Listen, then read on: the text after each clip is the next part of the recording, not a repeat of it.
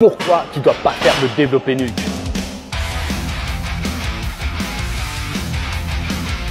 Hello les gars, pourquoi cet exercice est à éviter dans le cadre de la musculation pour l'hypertrophie? Effectivement, la proportion des gens qui pourront faire cet exercice sur le long terme sans déclencher des pathologies est très faible. Dans un premier temps, ce qui est intéressant de comprendre, c'est qu'il n'y a pas de réel avantage à faire du développé nuque plutôt que du développé militaire. Et pourtant, avant de faire cette vidéo, je me suis beaucoup renseigné, j'ai essayé d'écouter les arguments des pros développé nuque, je les ai analysés, mais finalement, je n'ai trouvé aucun argument vraiment pertinent dans le cadre du bodybuilding. À mon sens, la question à se poser avant d'intégrer un exercice à une routine d'entraînement, c'est est-ce qu'il a des avantages sur ses copains qui sollicitent les mêmes muscles et est-ce qu'il a des inconvénients? Concernant le développé nuque, pour moi, il n'a que des inconvénients par rapport aux autres. Maintenant, on va passer aux inconvénients. Donc, juste avant de parler un petit peu anatomie, ce que je vous propose, c'est de faire un petit jeu. Vous vous mettez dans la position pour mimer le développé nuque et vous allez, pour la plupart d'entre vous, vous allez voir tout de suite, vous allez vous en rendre compte, que c'est très désagréable. Donc, à quel moment vous pensez que l'exercice va être bon pour vous avec une charge additionnelle sur le dos comme ça? Honnêtement, je vois pas le truc.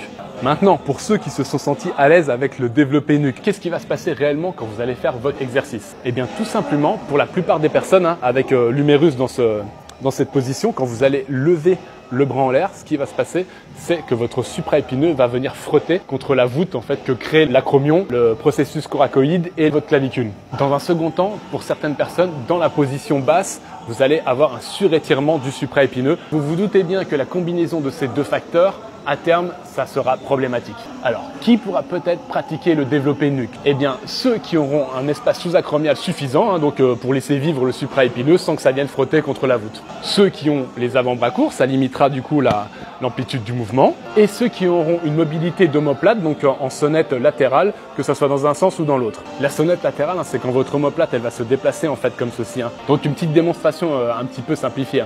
Donc là, on a notre omoplate. Et on a notre acromion, donc on a notre humérus qui est ici. Donc quand vous allez lever le bras, vous voyez que là on va venir pincer entre l'acromion et le supra. Maintenant, si vous avez une mobilité correcte, normalement votre omoplate va basculer aussi. Donc vous voyez, hop, que là je vais plus venir frotter ni pincer le supraépineux. Donc pour le surétirement, c'est exactement la même chose. Vous avez votre humérus qui est ici, donc c'est un petit peu plus difficile à comprendre. Vous avez votre supraépineux en fait qui est attaché ici à votre omoplate. Et quand vous allez descendre l'humérus, vous allez potentiellement avoir un surétirement, d'accord?